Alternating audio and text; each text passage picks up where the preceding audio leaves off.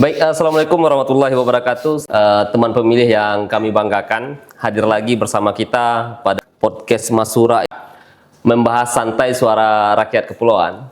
Hari ini merupakan sesi yang sangat luar biasa. Kita kehadiran narasumber yang boleh dikatakan orang nomor 1 di Kepulauan Mentawai, pemilik plat nomor BA1U, dan hari ini telah hadir bersama kita Bapak Bupati Kabupaten Kepulauan Mentawai, Dr. Rinto Wardana, SHMA.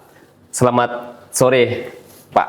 Selamat sore. Ya, gimana kabar hari ini, Pak? Kabar baik, Ya. luar biasa. Ya. Kita mungkin ke depan akan membahas ya agak lebih santai.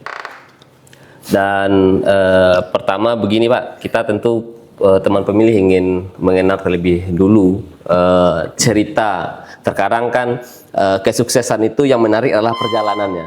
Nah, pertama kita ingin bertanya perjalanan Pak Bupati mulai dari awal, mulai masa kecil hingga kemudian menjadi orang nomor 1 di Kepulauan Mentawai.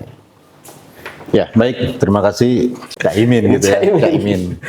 Ya, saya ini adalah putra daerah dari kampung, dari Beleraksok, salah satu kampung di Pagai Selatan Barat. Dan kalau kita berbicara soal asal-usul historikalnya, ya kita ini dari kampung ya, bukan orang apa-apa, bukan siapa-siapa, kita ini hanya rakyat jelata saja.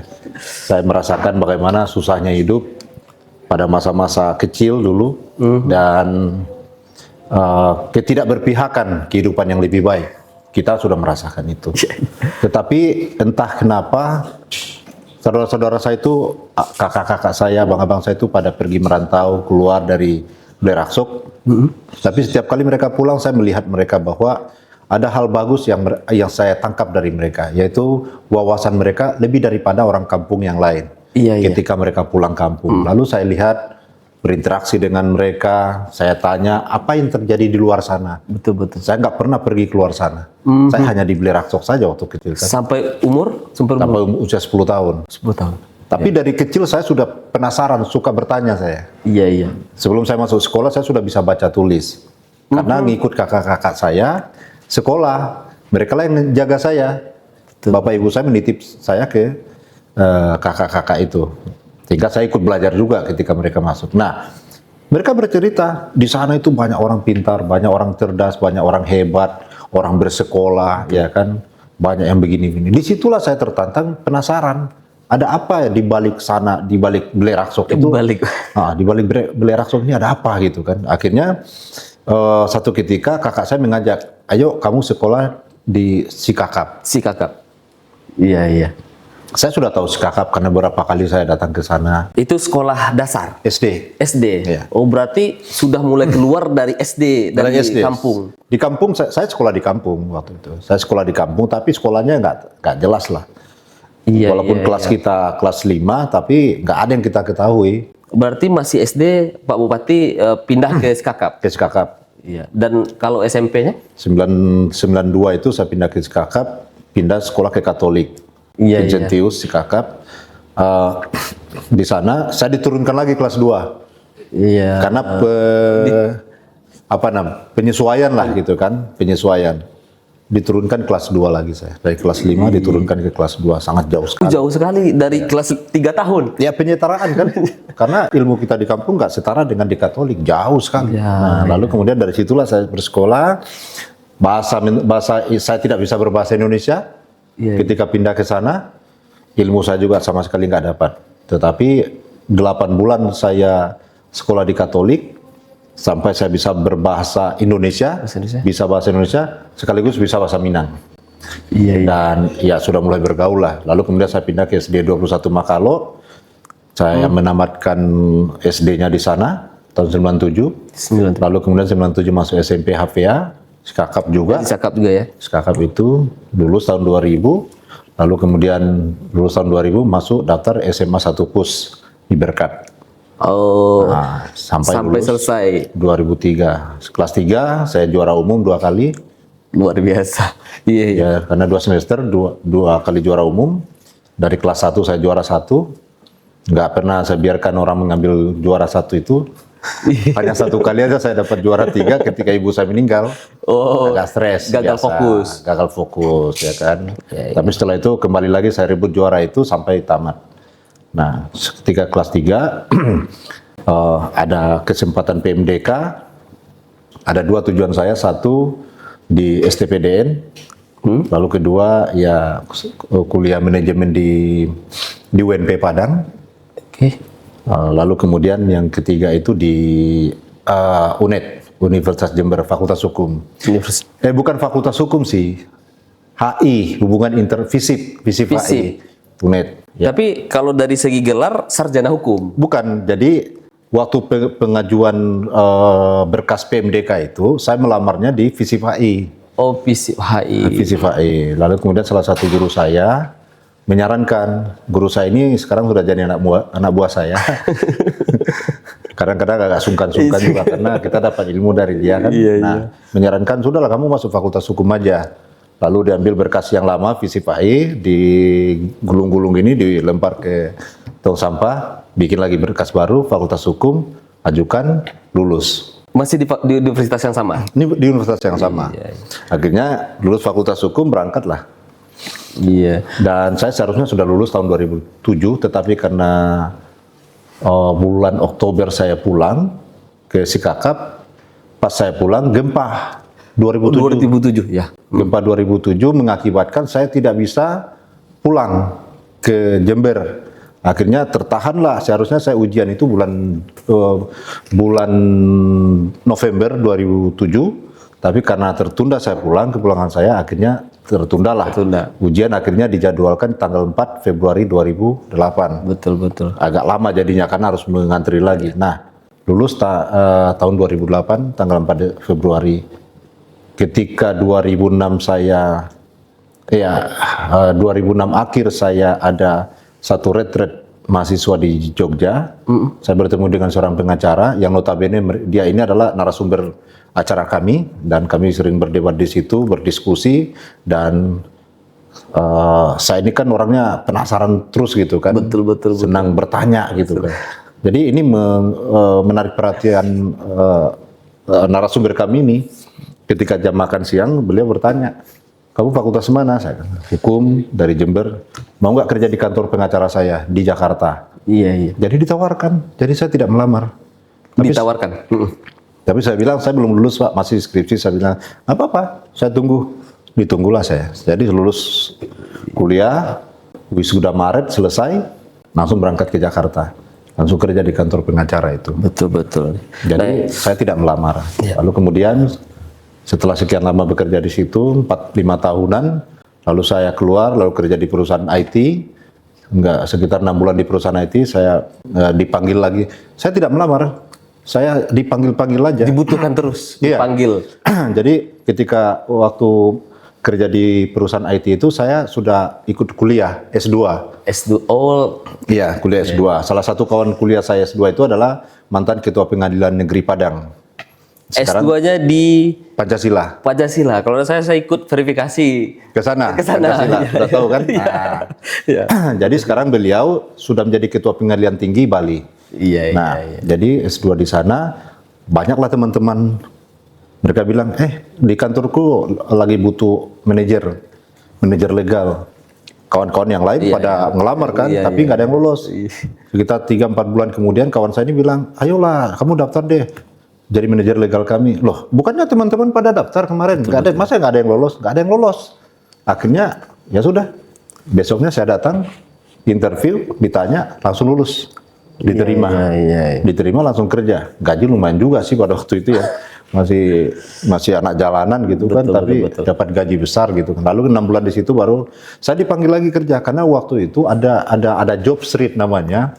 CV kita itu ada di job street. CV saya itu sengaja saya taruh di job street. Iya. Saya dipanggil interview di perusahaan holding tambang, dan saya diterima di situ. Dari sekian puluh orang yang melamar, dan saya yang diterima. Untuk S3-nya mana ini Pak? Ketika saya kerja di tambang tahun 2006, saya mendaftar S3 di UPH. Universitas Pelita Harapan. Ya, di situ. Seharusnya saya lulus itu 2019.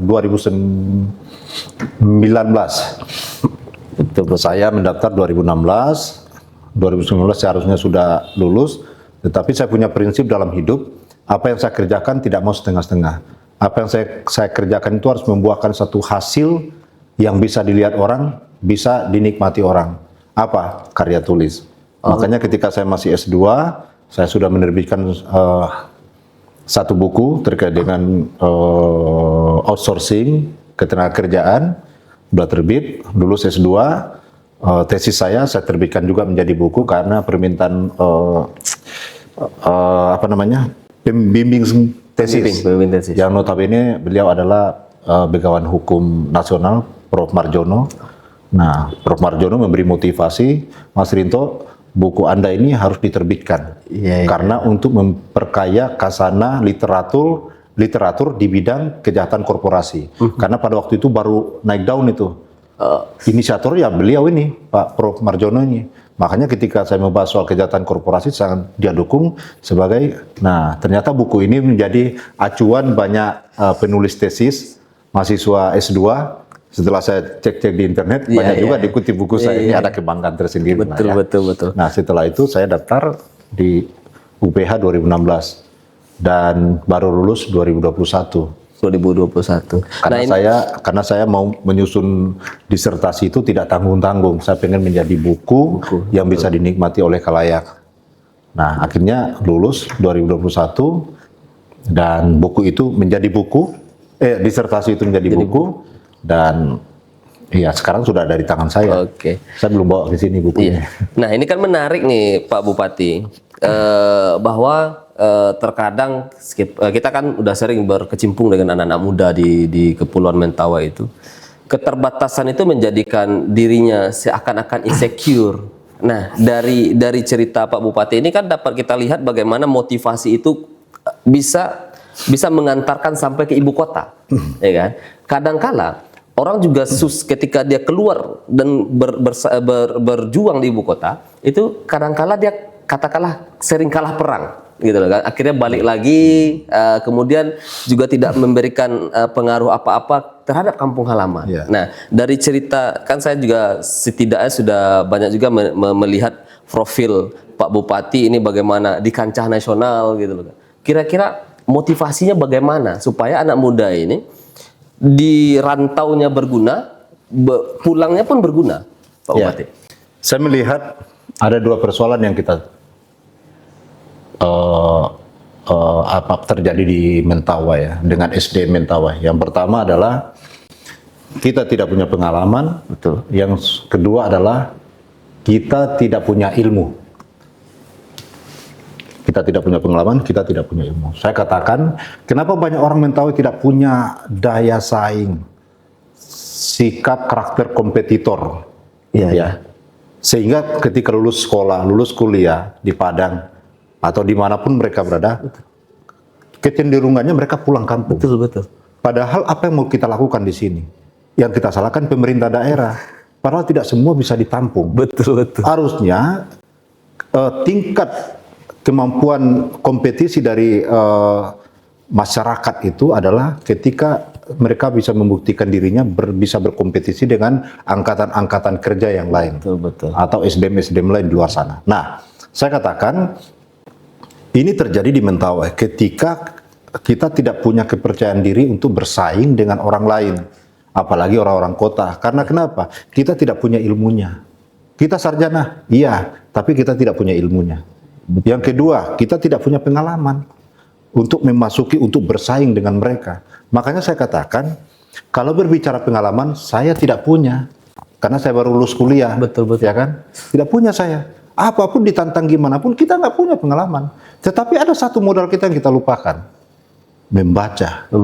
Maka saya katakan, saya pelajari karakter kota besar itu, termasuk Jakarta. Kenapa beberapa nama pengacara terkenal di ibu kota itu saya sangat kagum sekali dengan mereka.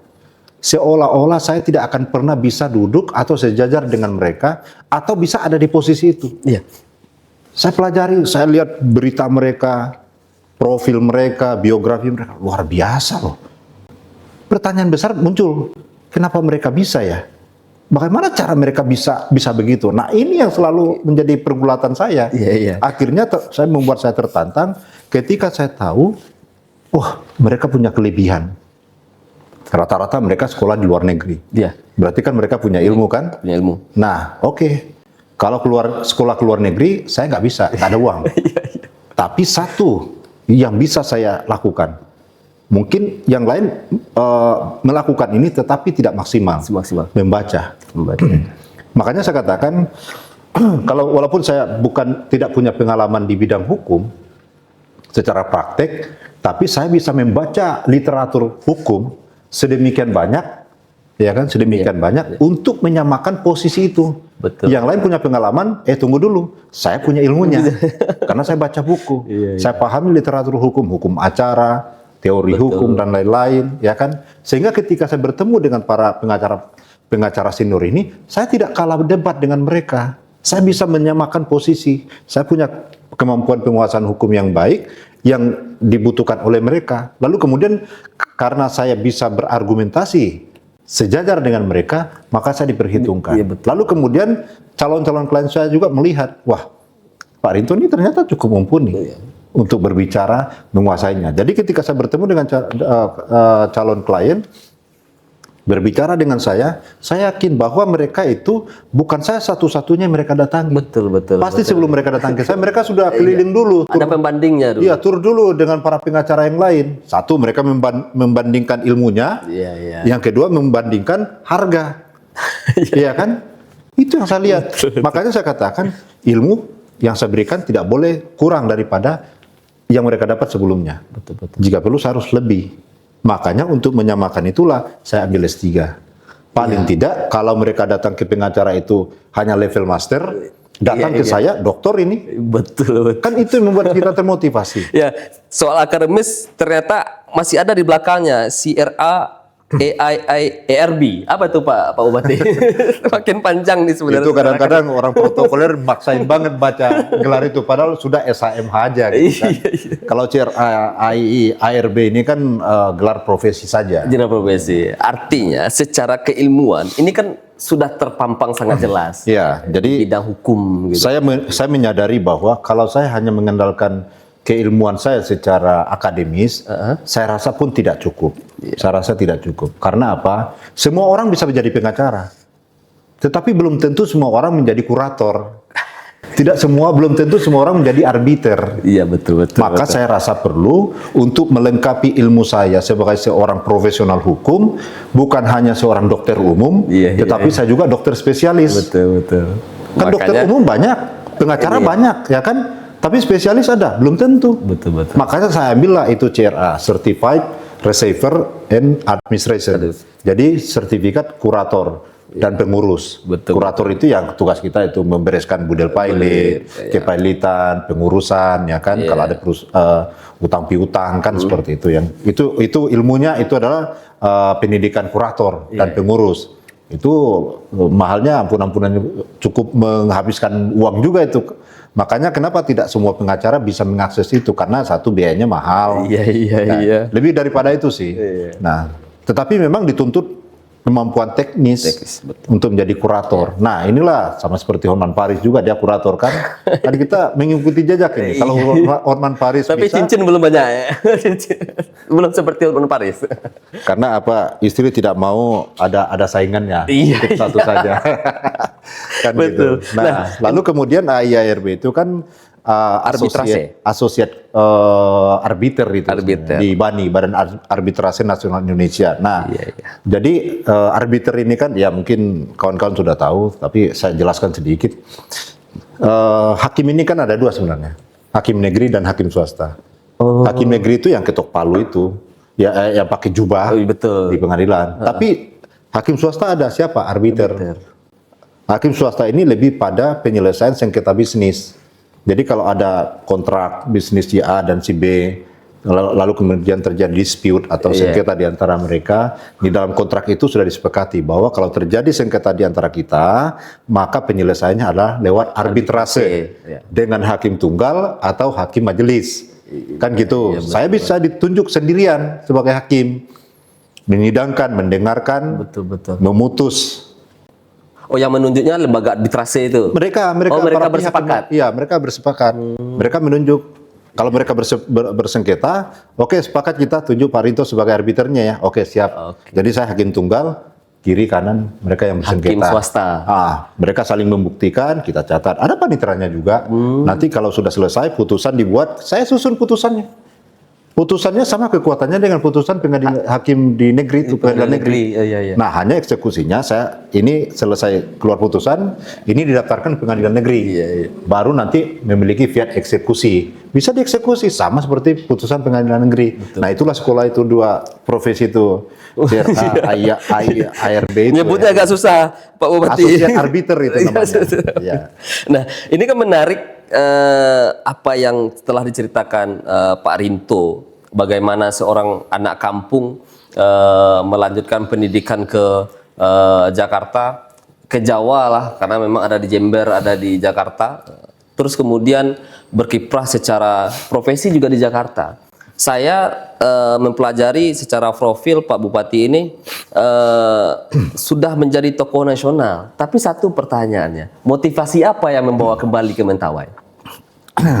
Kalau tokoh nasional terlalu inilah ya. Ya karena sering tampil di TV-TV Pak Bupati Ya, kan. mungkin kalau tampil di TV ya itulah salah satu ilmu yang kita dapat lah, yang kita olah sedemikian rupa.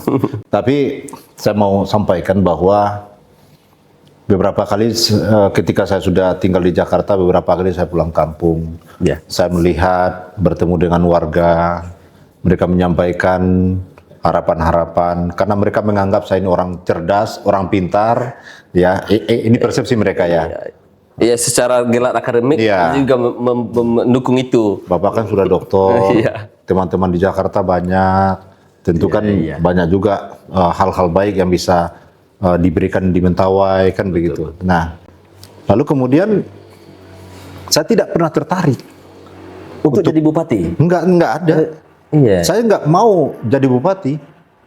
Pernah ditawarkan jadi anggota dewan, masuk caleg. Betul. Nggak mau saya. Lalu kemudian pernah juga sebelumnya ditawarkan untuk masuk ke bursa pilkada. 2017 pernah dia ini kan. Tapi saya katakan nggak, saya akan mendukung abang saya. Sudah selesai dan itulah hasilnya. Lalu kemudian saya tidak pernah memikirkan dan tidak punya niat sama sekali. Karena kalau boleh dikatakan saya sudah di zona nyaman. Betul. Kantor saya sudah ada, rumah saya di Jakarta sudah ada, fasilitas saya sudah ada, penghasilan setiap bulan saya juga sudah jelas, sudah lebih besar daripada gaji bupati. Ya kan? Nah, ini kan ketakutan kita. Betul. Kalau saya jadi bupati, saya nggak punya penghasilan lagi. Saya hanya hidup dari gaji bupati. Mungkin ada tunjangan-tunjangan yang diberikan negara, hanya sekedar itu. Betul. Kenapa? Kalau saya jadi bupati, benar-benar mengabdi. Saya nggak punya penghasilan lebih. Saya tidak boleh mengambil lebih, karena memang bukan hak saya. Kalau saya mengambil lebih, berarti korupsi itu. Kan begitu. Dan nggak bisa kerja sampingan juga. Nggak boleh. Nggak boleh, makanya. Tapi kita juga harus cerdik. Ya kan? Kalau saya tidak boleh kerja sampingan, maka kantor hukum saya harus tetap jalan.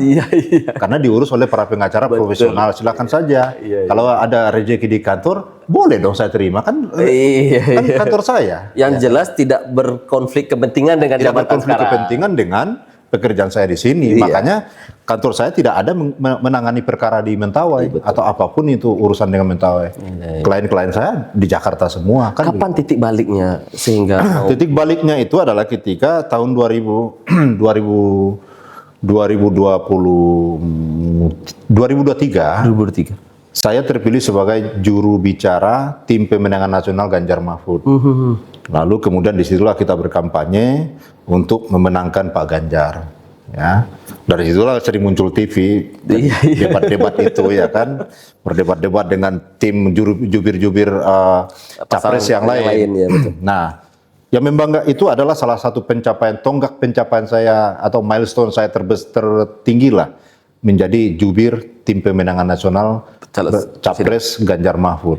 Bagi saya dibanding dengan jadi bupati adalah kedua kalau menurut saya. Karena tonggak pencapaian saya tertinggi secara politik adalah ketika menjadi jubir itu. Karena saya dan kawan-kawan yang lain itu mengantarkan calon presiden Betul. RI 1 dan RI 2. Jadi level kita ini kan sudah tingkat nasional kan begitu. Betul. Nah, berbaur dengan beberapa orang-orang hebat lah.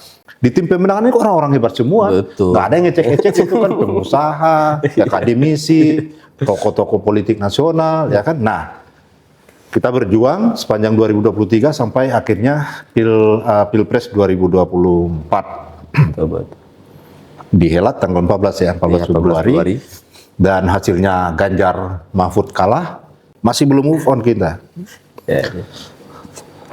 Tiba-tiba saya kepikiran, ilmu yang saya dapat dari pembekalan sebagai jubir, Iya. dan ini bukan ilmu ecek-ecek yang kita dapat.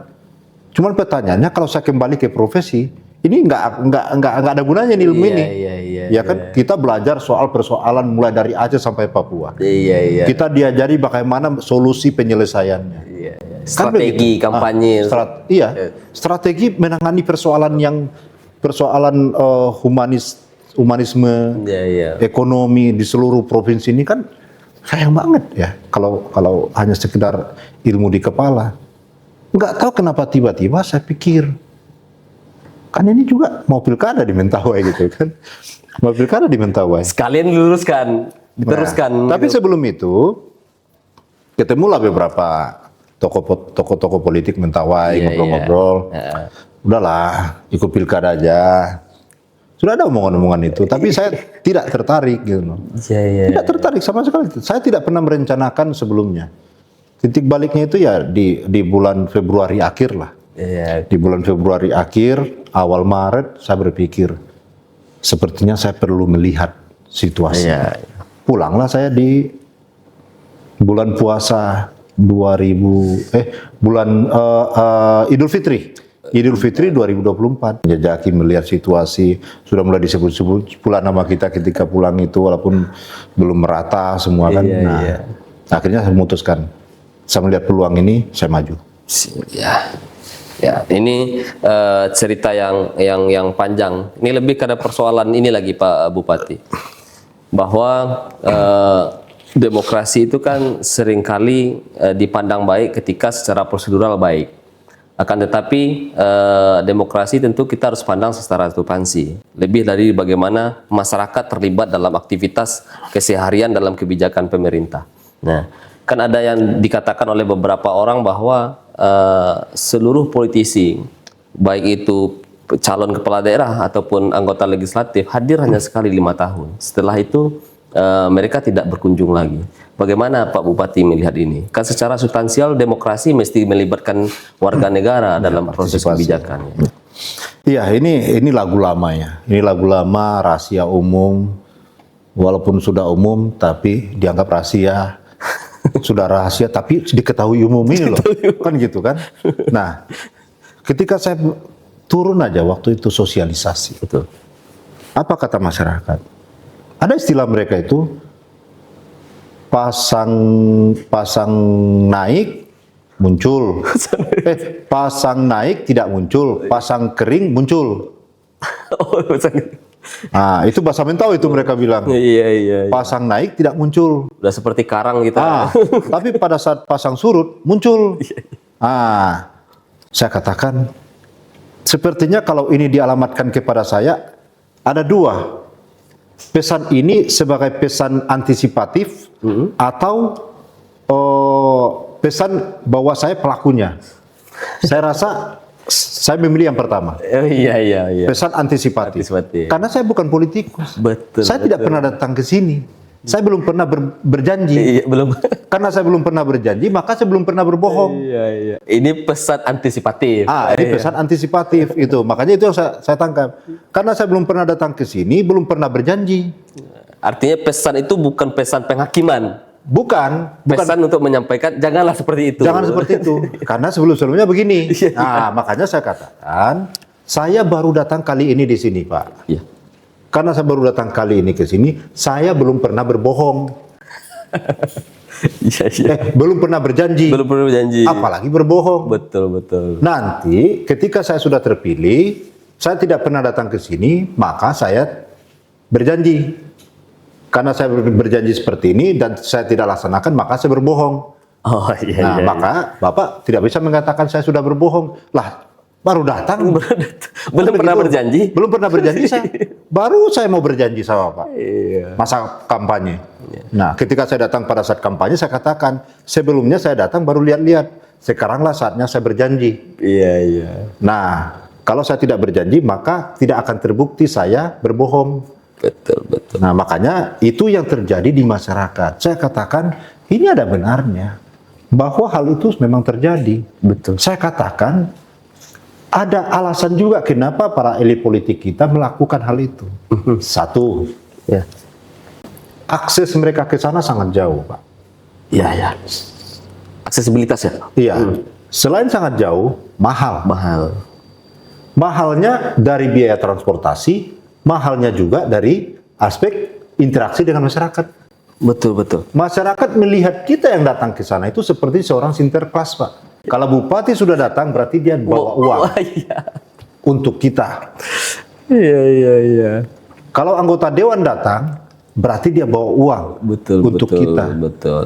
Sehingga itulah salah satu indikator yang mengakibatkan bahwa elit politik itu enggan datang ke sana setiap Iya, hari betul. karena itu tadi Iya. mengurangi kos. Iya, Ini iya, fakta. iya. Tetapi persoalannya kan kita tidak boleh terkooptasi cara berpikir demikian. Betul, betul. Belum tentu juga masyarakat itu melihat kita ini seperti sinterklas. Betul. Barangkali mereka melihat kita adalah ketika kita datang, kita ini menjadi seorang pembebas. Iya, iya, Iya kan? Iya, iya. Nah, contoh, saya datang ke Betaya, Ya. berinteraksi dengan warga di sana. Saya bercerita soal 6 program unggulan saya. Jalan, listrik, internet, air bersih, peningkatan layanan kesehatan, peningkatan pendapatan per kapita, sampai aku hafal. Ya kan? Nah, ketika mereka mendengar program pertama, mereka menyatakan harapan pada saya. Pak, apakah Bapak akan membangun jalan kami Iya, ya. dari Sikabaluan sampai ke Betaya? Betul, betul. Saya jawab, kalau saya memasukkan itu sebagai program, maka itulah yang akan saya kerjakan. Betul, betul. Muncul lagi pertanyaan, tapi Pak, sebelumnya juga orang sudah mengatakan hal Hal yang sama, sama, iya. bahwa mereka akan membangun jalan kami. Nyatanya kan tidak ada, Iya, iya, iya. ya kan? Saya katakan, saya belum pernah berbohong sama Bapak. Karena belum pernah berjanji juga. Baru kali ini saya berjanji. Iya, iya, iya. Maka, kalau saya belum pernah berjanji, bagaimana mungkin Bapak mengatakan menyamakan saya dengan yang lain Betul, ya. yang Iya, sudah iya. berbohong? Oh, iya, iya. Saya baru berjanji kok. Belum terbukti berbohong saya. Kan gitu. Nah, makanya saya katakan, Pak, saya baru berjanji untuk membangun akses. Betul. Kalau misalnya dari durasi waktu yang saya berikan ini ternyata tidak terjadi apa yang saya janjikan, maka saya telah berbohong. Bapak bisa mengatakan saya, menyamakan saya dengan yang lain. Iya. Tetapi ketika mereka melihat saya datang kembali, Iya. lalu kemudian saya datang lagi, timbullah harapan itu makin besar bahwa ini orang serius. Betul, betul. Mohon maaf saya katakan di forum ini, orang Tiniti mengatakan, baru kali ini kami didatangi bupati, Pak. Oh. Pernah kami didatangi calon bupati, Iya, iya, iya. walaupun akhirnya jadi bupati. Iya. Tapi baru kali ini kami didatangi bupati Iya. pada saat penjabat. Iya, iya. Jadi saya katakan pada mereka, kalau kita berbicara untung rugi, saya tidak perlu datang ke sini.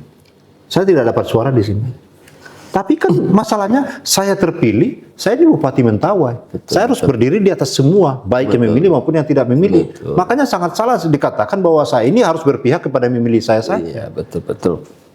Sehingga kalau saya demikian, maka saya menjadi bupati yang tidak adil. Sementara kan tugas seorang pemimpin adalah bagaimana mengayomi, ya kan, mengayomi semua, sama rata, sama rasa, kan begitu. Nah, makanya saya katakan ini jalan akan saya bangun. Nah, saya tertarik. Apa bentuk keseriusan saya? Anggaran sudah saya siapkan, sudah masuk ke APBD. Ini anggarannya sekian. Maka saya wajib melaksanakan ini, menembus jalan dari Sikapona Tiniti sampai ke Betaya, jika perlu sampai ke Simatalo. Betul, betul. Ini anggarannya, Pak. Ya, saya punya pengalaman di Siberut ini, Pak Bupati. 10 hari saya keliling, Nah, karena ini juga berpengaruh kan dengan peran kita di KPU ketika melakukan verifikasi faktual, Pak Bupati. Saya ditugaskan memverifikasi seluruh wilayah Seberut, seluruh muara itu saya masuk. Seluruh kecamatan itu tidak ada yang terakses melalui darat, walaupun kecamatannya bertetangga. Ya, Gitu. Ini kan aksesibilitas ini yang membuat harga bahan pokok mahal, terus kemudian hasil bumi masyarakat murah terjual karena kos distribusinya mahal. Nah, saya memang berpikir bahwa aksesibilitas itu menjadi pondasi utama dalam mendukung kesehatan. Karena apa? Kalau terlalu lama di laut, orang yang sakit makin berbahaya. Ya. Pendidikan, angka putus sekolah menjadi tinggi karena apa? Taman SD sekolahnya harus jauh, harus tinggal gitu kan. Nah, ini saya melihat bahwa aksesibilitas itu baik transportasi maupun kemudahan lainnya memang harus betul-betul kita selesaikan, Pak Bupati kan. Lihatlah itu baik Seberut Utara dengan Seberut Tengah tidak terhubung. Seberut Tengah dengan Seberut Selatan tidak terhubung. Ya, sama Seberut Barat Daya juga. Seberut Barat Daya juga.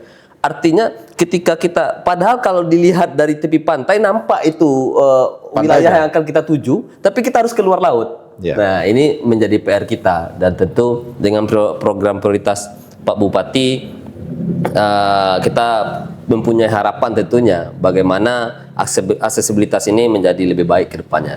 Nah, ini lagi Pak Bupatinya bahwa ini kan kemarin salah satu tema kita yang mau kita coba gali juga adalah terkait dengan putusan Mahkamah Konstitusi terkait dengan gugatan Perludem yang nomor 135 garing PUU garing 2022 garing tahun 2024 yang secara sederhana menyatakan bahwa pemilihan lokal itu dipisah dengan nasional. Nah, ada pembeda. Sebelumnya kan juga pernah dipisah ini. Yeah. Tapi yang menjadi pembeda hari ini adalah legislatifnya, dan menganggap bahwa legislatif itu sejalan dengan kepala daerah masa periodenya. Harapan apa apa pandangan Pak Bupati dengan putusan ini? Menyikapi putusan MK, ini membawa pada dampak durasi masa jabatan. Betul. Itu yang paling nyata terjadi. Bupati menjadi panjang masa jabatannya, juga anggota DPRD provinsi, kabupaten dan provinsi bahkan DPR, ya kan? Kalau DPR pusat dia tetap di 2009 ya. Provinsi dan kabupaten kota yang provinsi dan kabupaten kota. Nah, kalau kita berbicara dengan efek pada durasi masa jabatan, maka bupati sudah ada sistem pejabat sementara, kan begitu, dan sudah diatur dalam ketentuan undang-undang pemilu. Lalu kemudian sementara anggota DPRD legislatif itu tidak punya mekanisme PJ. Betul. Sementara kalau kita melihat payung hukum daripada kebijakan, payung hukum daripada kedua premis ini itu sama, berasal dari putusan Mahkamah Konstitusi. Tetapi satu dampaknya kepada PJ, satu tidak. Sekarang pertanyaannya, sebuah putusan itu tidak boleh dapat diartikan lain selain daripada yang sebagaimana isi putusan itu. Artinya apa? Kalau ada masa perpanjangan, ketika DPRD tidak punya mekanisme PJ, lalu kemudian konsekuensinya adalah diperpanjang, maka pejabat eksekutif pun seharusnya diperlakukan sama. Kenapa saya berani mengatakan ke sini? Karena ini adalah payung hukumnya sama. Artinya apa? Payung hukumnya sama, perlakuannya pun harus sama. Kecuali payung hukumnya berbeda, perlakuannya harus berbeda. Makanya itulah yang saya katakan soal keadilan itu kemarin. Ketika kita memperlakukan sesuatu yang seharusnya kita perlakukan sama, tetapi diperlakukan berbeda. Ya, karena aturan payung hukumnya sama, tetapi kok bupati ada mekanisme PJ, anggota DPRD tidak. Kan jadi nggak adil jadinya. Betul. Ya kan? Kecuali misalnya yang anggota eksekutif berdasarkan mekanisme PJ, ya silakan untuk DPRD ini dijabat oleh misalnya pemenang nomor urut 2. Tetapi kan jadi rancu dia. Jadi rancu. Secara substansi juga tidak menyelesaikan persoalan perpanjangan tadi sebenarnya itu Pak Bupati. Nah, seharusnya dilakukan karena payung hukumnya sama, maka dampak akibat daripada kesamaan ini adalah perpanjangan masa jabatan legislatif. Betul. Maka harusnya eksekutif pun diperpanjang. Iya. Memperlakukan hal yang sama terhadap hal yang sama, kan gitu. Iya. Kan gitu. Nah, tetapi ketika payung hukumnya sama, yang eksekutif ini PJ, yang legislatif lanjut perpanjangan, ini artinya apa? Tidak adil. Tidak adil. Ketidakadilannya apa? Memperlakukan yang berbeda terhadap sesuatu yang seharusnya diperlakukan sama, kan begitu? Betul. Nah, jadi cara berpikirnya saya melihatnya dari aspek filosofisnya begitu. Betul. Tetapi bukan berarti walaupun saya secara subjektif ini jadi konflik kepentingan saya karena saya menjabat, ya kan? Betul. Artinya apa? Ketika saya mengatakan dua ketentuan keadilan ini, maka seolah-olah saya sedang menyampaikan bahwa harus diperpanjang juga, jangan PJ. Tetapi saya tidak bisa melepaskan diri dari subjektivitas itu. Karena kenapa? Bukan hanya sekedar soal keadilan itu, tetapi kalau kita pikir, di dalam undang-undang pemilu ada satu prinsip yang diatur di situ, yaitu prinsip efisiensi. Iya. Ya kan? Kalau memang diperpanjang, ya sudah bupatinya pun diperpanjang masa jabatannya. Karena ada pekerjaan-pekerjaan yang sebagaimana mestinya dia lakukan. Ya mungkin belum selesai atau sedang dia tuntaskan, hanya terbentur kehabisan masa jabatan, kan begitu. Jadi ketika ada PJ, mekanisme PJ, saya katakan mekanisme PJ ini seolah-olah tanda petik ya, bagi-bagi jabatan. Atau memberikan kesempatan kepada pegawai-pegawai, pejabat-pejabat di atas untuk ya nyicipi masa jabatan, nyicipi jadi bupati. Gue bupati lah gitu. Itu kan kesannya begitu. Padahal sebenarnya kalau kondisi kayak gini cukup bupatinya dikasih perpanjangan aja, nggak usah mekanisme PJ. Berikan kesempatan kepada bupati jika memang karena ketentuan undang-undang, maka jabatannya harus diperpanjang. Makanya kan ada prinsip, ada asas di dalam undang-undang pidana itu. Ketika untuk seorang terdakwa gitu kan, ketika diberlakukan satu aturan baru yang menguntungkan terdakwa, maka yang diberlakukan adalah aturan yang menguntungkan itu. Itu dalam prinsip pidana. Walaupun tidak berlaku di dalam hukum ketatanegaraan kita. Tetapi kan banyak hal yang diadopsi kan. Prinsip-prinsip ini kan banyak yang diadopsi. Bisa saja menjadi sebuah gagasan baru untuk diterapkan ke sana. Artinya apa? Ketika masa jabatannya harusnya kami selesai tanggal 20 Februari 2030. Tapi karena putusan ini, maka seharusnya putusan ini mengantar kami pada akibat hukum yang diterbitkan oleh putusan itu. Kan kalau mekanisme PJ itu kan karena habisnya masa jabatan, tetapi belum dilaksanakan pemilihan. Kan begitu, belum dilaksanakan pemilihan. Apakah karena akibat hukum atau tidak? Tetapi kalau saya melihatnya, sekalipun ini adalah akibat hukum, tetapi ini kan sesuatu yang direncanakan. Betul. Diajukan permohonan di MK, ya kan? Iya. Nah, diajukan permohonan di MK, lalu kemudian diperiksa, diputus. Iya. Kan diputus ini kan objeknya kan dua. Adresat daripada putusan ini kan dua, eksekutif, legislatif kan, DPRD dan bupati, wali kota. Kan begitu. Kok ketika misalnya pemerintah memperpanjang masa jabatan anggota DPRD karena putusan MK ini, bupati tidak, ini gimana jadi rancu gitu loh. Betul. Nah makanya ini kan satu hal yang menjadi wacana kita ke depan, agar pengambil keputusan ini, pengambil kebijakan ini bisa melihat secara komprehensif supaya jangan sampai terjadi ketidakadilan daripada satu putusan yang sama, ya betul. diberlakukan berbeda oleh aparatur-aparatur di atas. Iya, ini kan menarik, kita tunggu apa respon legislatif dalam menyikapi. Karena kalau kita tahu bahwa putusan MK sifatnya final binding gitu loh kan, final dan mengikat. Tentu Dan tidak boleh menyimpang. gitu kan. Tapi aturan teknis lebih lanjut tentu harus kita tunggu apa keputusannya terkait dengan, karena ada kekosongan. Kita belum secara historis belum punya sejarah parlemen itu kosong.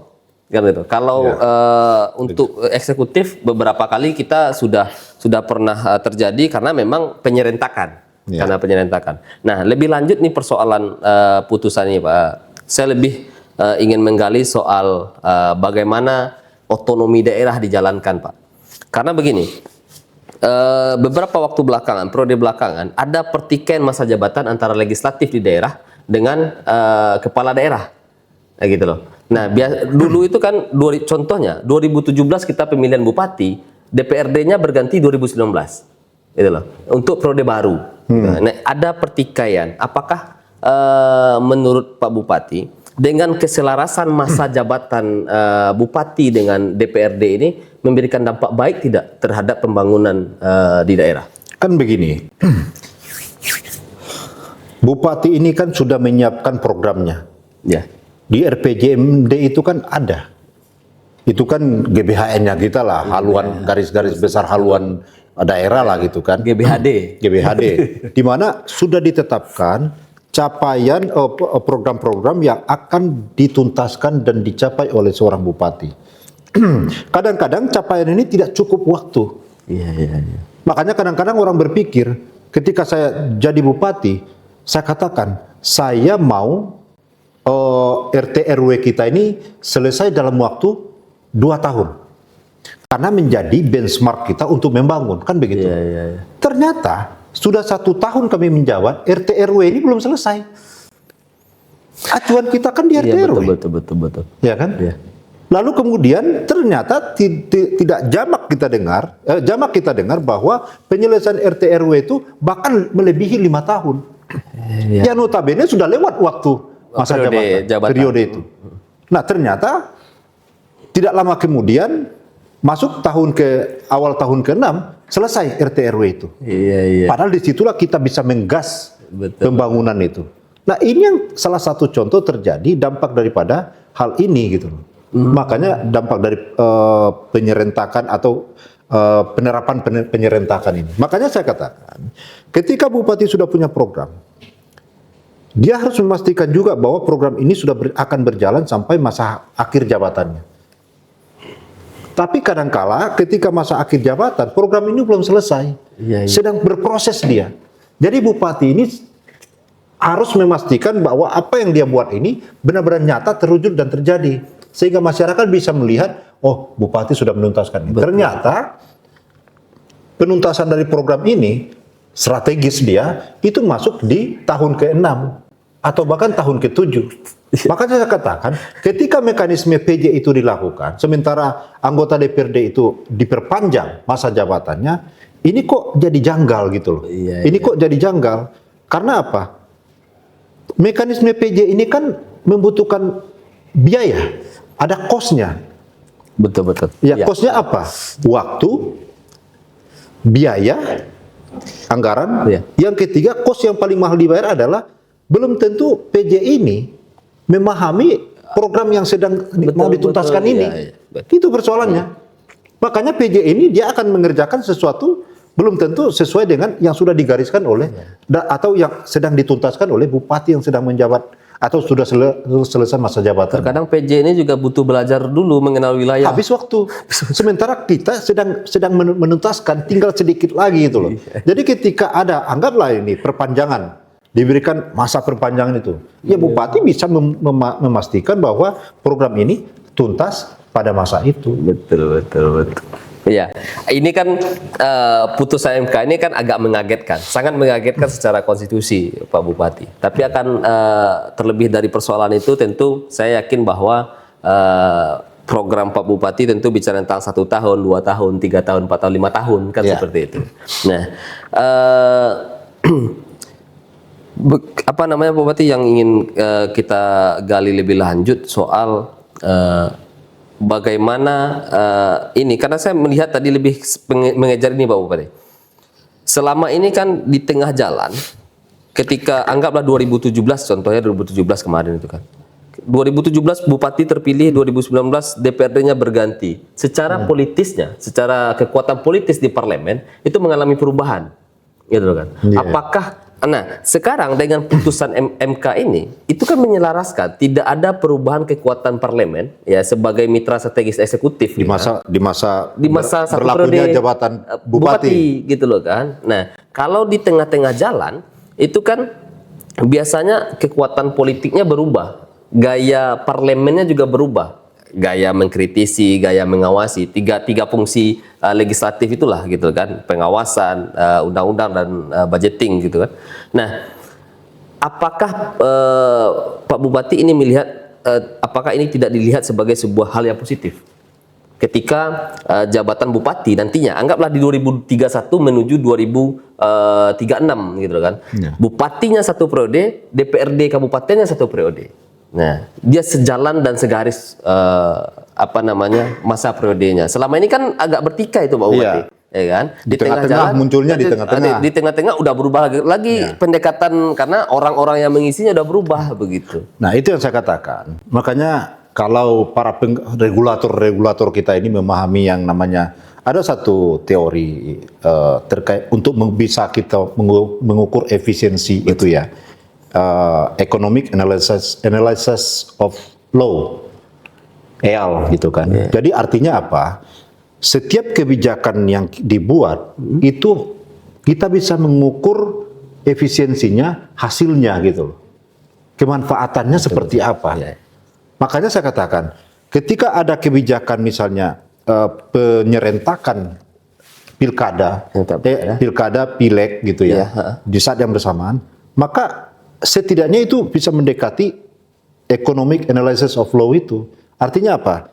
Karena dia serentak, pilkada berjalan, pileg juga berjalan, maka anggaran yang dikeluarkan oleh pemerintah dan tenaga waktu yang dimanfaatkan itu jadi serentak dia, menyatu dia. Berbeda ketika masa jabatan bupati 5 tahun, sudah dipilih dia. Ketika masa jabatan bupati berlangsung, muncul nih di intercept ini sama pileg, iya kan? Akhirnya apa? Karena kegiatan pileg ini pasti akan mengganggu jalannya pemerintahan. Karena kenapa? Pemerintah ini, eksekutif ini pasti akan memberikan ruang untuk penyelenggaraan ini. Karena kenapa? Pasti personilnya juga akan banyak terlibat di sini yang membutuhkan waktu, efisiensi. Betul. Ya kan? Nah, itu yang saya katakan, sudah benar itu kalau mau dilakukan penyerentakan, sudah start awal kita sama. Betul. Nah, ketika terbit putusan MK ini, penyerentakan ini, maka akibat putusan ini juga mengakibatkan masa jabatan daripada bupati dan legislatif ini harus disamakan dulu. Derapnya kan begitu. Betul. Harus disamakan derapnya supaya ketika kita memulai di awal derapnya pun sama. Itu loh. Startnya sama lagi. Ini satu sudah tertinggal di belakang, ini masih berlari. Ini satu dipaksa berhenti di sini, ini masih terus berlari. Sementara kan kepentingan kita sama. Satu sebagai monitor yang memonitor, satu lagi yang dimonitor. Sebagai pelaksana. Iya kan? Sekarang pertanyaannya, ketika ini yang memonitor ini yang dimonitor ini berhenti di tengah, iya kan? Sementara yang memonitor ini kan objeknya kan ini. Betul. Ketika yang dimonitor ini berbeda, tidak bisa. Akhirnya apa yang terjadi? Ketika yang dimonitor ini berhenti di tengah, lalu kemudian masuk mekanisme PJ, apa yang mau dikontrol? Tidak bisa dia dimintai pertanggungjawaban, Pak. Kan bukan dia yang melaksanakan program ini. Tidak bisa dia dimintai pertanggungjawaban. Akhirnya eksekutif legislatif ini tidak punya daya mengikat untuk daya memaksa gitu, untuk agar program yang dia sedang monitor ini harus diselesaikan, dilaksanakan. Itu persoalan besar. Karena bupati dengan status penjabat ini kewenangan juga tidak seperti bupati definitif. Iya, makanya bagaimana mungkin legislatif memonitor ini, memaksakan. Kan kalau pejabat yang sebelumnya ini kan mereka punya kewenangan besar, karena mereka sudah monitor dari awal apa yang dimulai oleh bupati kerjakan. Oh ini tidak benar nih Pak Bupati. Lalu kemudian di tengah pengerjaan ini masuk diintersep oleh PJ. Iya. Lalu kemudian ternyata nggak becus, masa PJ ya nggak adil dong. Baru masuk dia udah kita omel-omel, udah kita maki-maki. Gimana ceritanya? Artinya adalah tidak mungkin kita bisa memintai pertanggungjawaban kepada orang yang tidak memulai. Ya. Ya. Nah ini kan menarik standingnya yang saya tangkap dari Pak Bupati adalah soal kebijakan perpanjangan harus berada dalam posisi yang sama. Ya. Ya, itu yang pertama. Yang kedua, standing yang saya tangkap adalah Pak Rinto sepakat bahwa masa periode eksekutif sama dengan masa periode legislatif, sehingga menyelaraskan program pembangunan di daerah. Betul. Nah, tidak timpang dia. Tidak timpang, karena mau tidak mau eksekutif katakanlah kepala daerah dan legislatif itu adalah ruang-ruang politik. Ya. Ruang-ruang politik. Program bupati itu kan melekat dengan bupatinya gitu. Betul. Ya. Bagaimana mungkin program ini kan sebagai anaknya. Iya. Yang membuat anak ini kan bapaknya. Iya. Lalu kemudian di tengah jalan bapaknya dibunuh, anaknya masih ada. Lalu kemudian ada bapak tiri mengawal anak ini. Iya. Ya ini menarik nih Pak Bupati terkait dengan putusan MK. Akan tetapi sampai hari ini kan tentu kita masih menunggu apa mekanisme terbaik terhadap seluruh, karena ini kan sekarang udah diserentakkan nih. Ya. Seluruh kabupaten kota di Indonesia ini sudah diserentakkan. Persis tahun 2024 dilantik 2025 mereka dilantik semua. Artinya putusan MK ini berdampak kepada seluruh kabupaten kota dan seluruh provinsi. Nah, ini kan menarik untuk kita tunggu apa mekanisme teknisnya. Karena yang menjadi standing point memang secara historis legislatif kita belum punya pengalaman di PJ kan.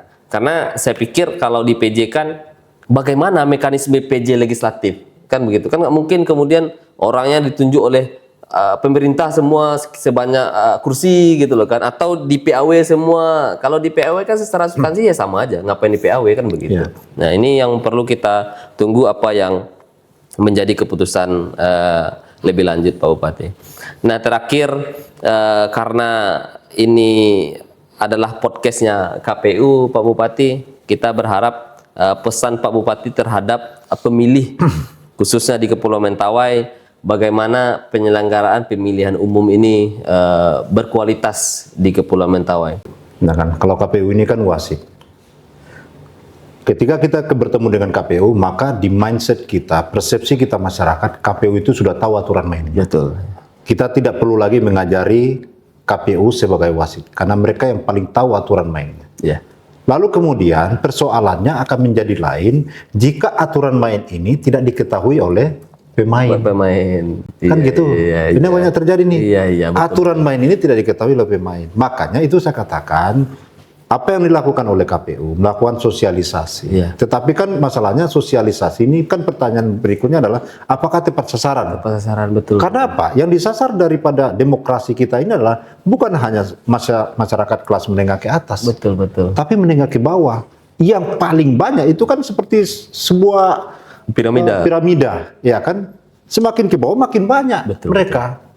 Jumlahnya makin besar. Makanya seharusnya disitulah yang disasar program-program sosialisasi. Yeah. Walaupun sebenarnya akhirnya cost-nya menjadi besar, karena akan menyasar banyak orang. Semakin ke atas dia, semakin kecil yang kita latih, tetapi juga menjadi tidak sampai pesannya, kan begitu. Makanya tidak salah juga, karena apa? Di tengah perkembangan teknologi sekarang yang sudah sangat masif ini kan, makanya saya katakan di dalam program unggulan kami yang 6 itu salah satunya adalah pembangunan jaringan internet. Itu salah satunya untuk memfasilitasi pekerjaan ini gitu loh. Dengan internet sampai masuk ke dusun, maka KPU bisa mensosialisasikan secara online. Tidak lagi dalam bentuk sosialisasi offline. Karena kalau offline, cost-nya Bapak datang sampai ke BTS, cost-nya udah berapa, waktunya sudah berapa habis gitu kan. Tetapi Kalau nanti semua sudah tersistem dalam bentuk bingkai internet yang sudah sampai ke dusun-dusun, maka kita bisa mengatur polanya bahwa pada hari ini disampaikan kepada para camat, kepada para kepala desa, kepala dusun untuk menyaksikan sosialisasi Betul. secara online terkait dengan mekanisme pelaksanaan demokrasi di daerah tersebut. Ya. Ini pendapat saya. Ya, ini yang memang selalu menjadi kendala kita dari periode ke periode, Pak Bupati. Kita akui saja bahwa terkadang pesta demokrasi itu kadangkala hanya dinikmati oleh warga ibu kota kabupaten. Betul. Kan? Kadang ini menjadi problem besar kita karena ketika kita coba paksa sosialisasi ini sampai ke grassroots, gitu kan, sampai ke Betait, Simatalu, kosnya besar. Ya. Nah, terkadang kita berupaya menggunakan tenaga ad hoc kita yang ada di lapangan, kadangkala juga tidak begitu efektif. Nah, tentu sinergi antara pemerintah daerah dan KPU, kita tentu berharap ke depan program sosialisasi ini sampai ke masyarakat, Pak Bupati. Nah, kita coba melakukan pendekatan digital. Di beberapa wilayah masih ada yang blank spot, gitu kan. Kita temui secara langsung karena belum terakses secara langsung melalui darat, cost boardnya besar. Coba kita ke Betait 20 juta kan begitu sekali jalan. Gitu. Padahal kalau sudah terbuka jalan yang dibangun Bupati, tinggal naik motor aja. 3 liter sampai. Modal 25.000 udah sampai, udah keliling kita kan menikmati sepanjang jalan, udara sejuk dari hutan-hutan kita. Lalu kemudian saya katakan, perlu juga disampaikan. Karena apa? Setiap kali penyelenggaraan pesta demokrasi, potensi friksinya tinggi sekali. Ya kan? Potensi friksinya tinggi sekali. Enggak antar para kontestan. Kontestan dengan wasit juga kan berantem juga ini. Ini pikiran yang timbul sampai ke proses pelaksanaan di lapangan. Betul. Padahal sebenarnya ketika para kontestan ini tahu aturan mainnya, itu akan bisa diminimalisir. Lalu kedua, sosialisasi ini bukan hanya sosialisasi bagaimana cara kita memilih. Tetapi edukasi yang kita berikan kepada masyarakat adalah bagaimana mereka punya pemahaman yang luhur bahwa ini adalah pesta demokrasi, bukan perang demokrasi. Kalau pesta demokrasi, ketika ada pilkada, pileg, potong babi kita makan-makan. Senang-senang. Iya kan? Potong sapi kita makan-makan. Kan begitu. Baik kita dengan lawan juga potong babi. Potong sapi kan begitu. Tapi yang terjadi, ini tidak bisa kita pungkiri. Yang terjadi justru di lapangan kan persaingan sengit sekali. Saya bersyukur di Mentau ini, saya katakan saya harus memberikan angka 100%, 100 nih buat penyelenggaraan demokrasi di Mentau. Karena kenapa? Setelah putusan MK terbit, semua salaman, Pak. Itu yang membuat saya merinding. Makanya ketika pidato saya pertama kali di DPRD, saya sampaikan semua proses pilkada sudah selesai.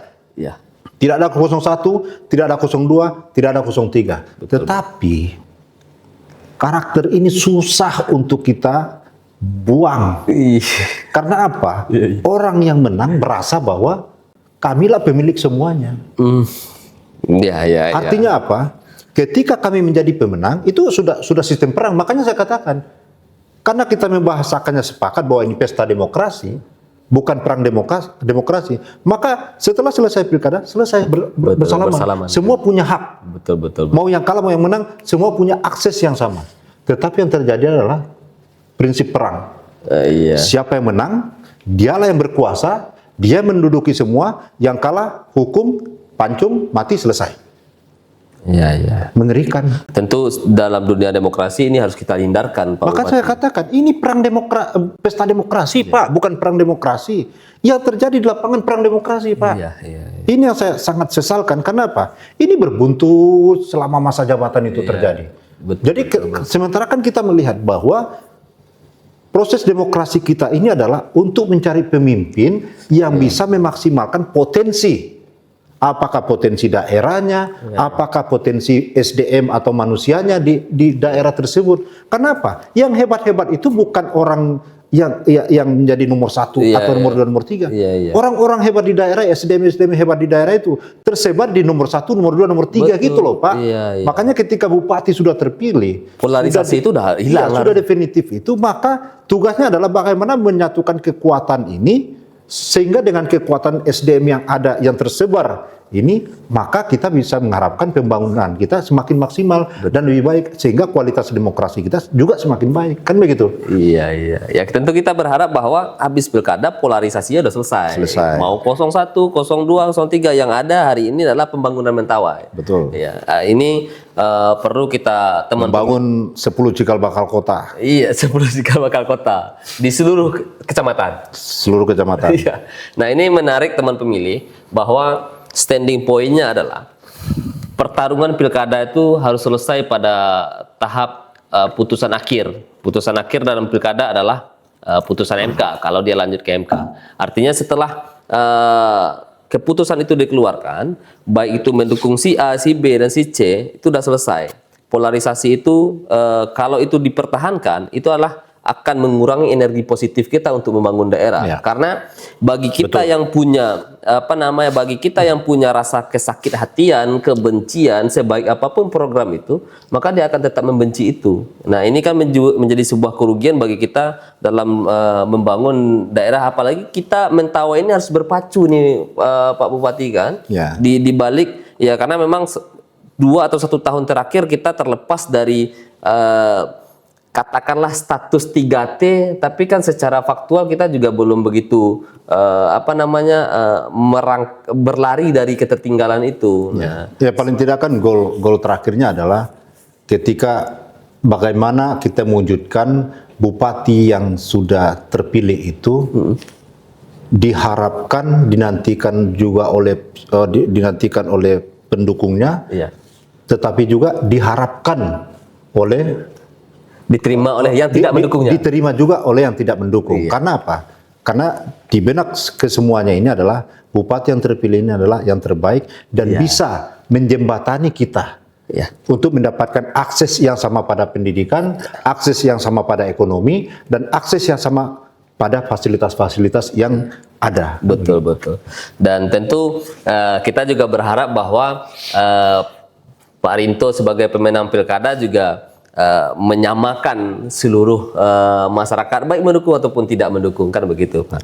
Nah, mungkin itu yang kita bahas pada sore hari ini Pak Rinto, dan kami dari KPU tentu sangat berterima kasih karena kami yakin bahwa agenda Bupati pasti setiap jam, setiap menit ada agenda dan telah meluangkan waktu bersama kami di KPU.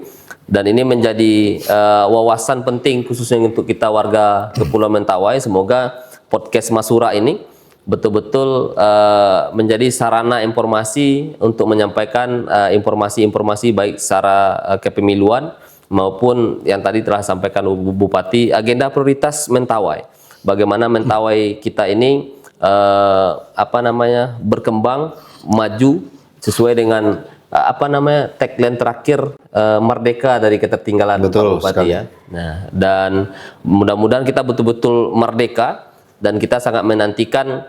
Saya sering mendengar dalam agenda pidato Pak Bupati, masa magangnya sudah 1 tahun.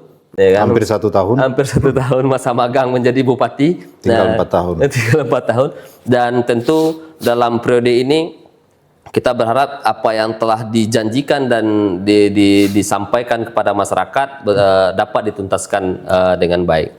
Terima kasih Pak atas keluangan waktunya. Kami memohon maaf atas segala bentuk kesalahan apabila ada kata-kata yang tidak berkenan. Assalamualaikum warahmatullahi wabarakatuh.